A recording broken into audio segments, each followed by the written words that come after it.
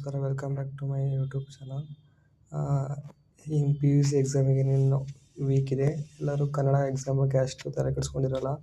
But ನಿಮ್ಮ score ಹೆಚ್ಚಾಗಬೇಕು ಅಂದರೆ ಕನ್ನಡನೂ ಇಂಪಾರ್ಟೆಂಟ್ ಆಗಿರೋದ್ರಿಂದ ನಾನು ಇವತ್ತು ಕನ್ನಡ ಇಂಪಾರ್ಟೆಂಟ್ ಕ್ವಶನ್ಸ್ಗಳು ತೊಗೊಂಡ್ಬಿಟ್ಟಿದ್ದೀನಿ.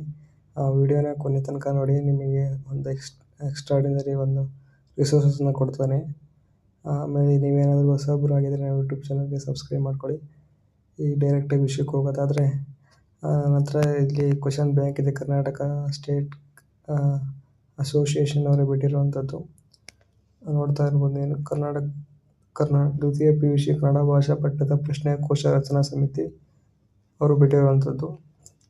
ಬರೀ ವಿಡಿಯೋ ಇದೆ, ಎಲ್ಲ ಯಾವ್ಯಾವ ಚಾಪ್ಟರ್ ಇದೆ ಅಂತ ಗೊತ್ತಿದೆ.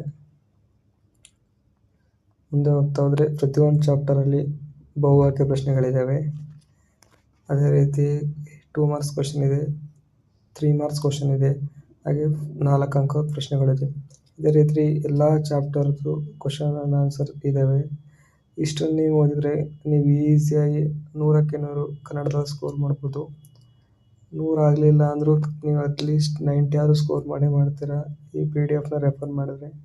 ಈ PDF ನಿಮಗೂ ಬೇಕಾದರೆ ಡಿಸ್ಕ್ರಿಪ್ಷನ್ ಬಾಕ್ಸ್ನಲ್ಲಿ ಈ PDF ಹಾಕಿರ್ತೀನಿ, ಚೆಕ್ ಮಾಡಿ.